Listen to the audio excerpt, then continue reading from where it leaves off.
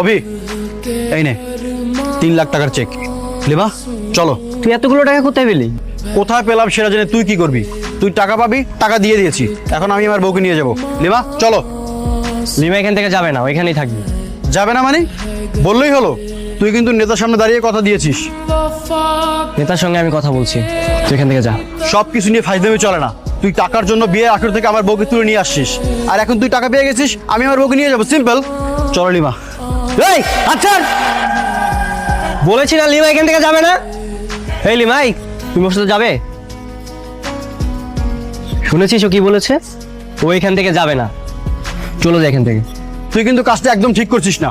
আমার যা ইচ্ছা আমি তাই করব, আমি কাউকে কৈফিয়ত দিব না। আমি তো নেতার সঙ্গে কথা বলছি, যা। তুই নাকি টাকা পায় ওর বউরে বুঝে দিতেছিস না? ভাই লিমার তো বিয়েতে কোনো মত নাই। কি? তুই বললেই হলো মত নাই? বিয়েতে যদি মত না থাকে ও কি বিয়ের আসরে বসে? আমার বোন রাজি, আমরাও রাজি।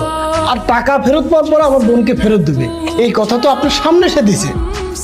অভি, আমার সামনে কথা দেওয়ার মূল্য বুঝোস? কথা যেহেতু দিছস, কথা রাখ। ওর থেকে টাকাটা বুঝে নে আর ওর বউরে ফেরত দে। এই বিয়ে হবে না। কি হলো অভি, তুই আবার কেন আসছিস? আমি আমার পাওনা ফেরত নিতে এসেছি। তোর আবার কিসের পাওনা? আমি তো তোর সব টাকা দিয়ে দিয়েছি। এবার লেনদেন তোর সাথে না, তাহলে কার সাথে? লিমার সাথে। এই আমার বোনের সাথে তোমার কিসের লেনদেন? লিমা, ওই দিন তোমাকে যে কথাটা বলতে পারিনি, আজকে বলতে এসেছি। হ্যাঁ বলো।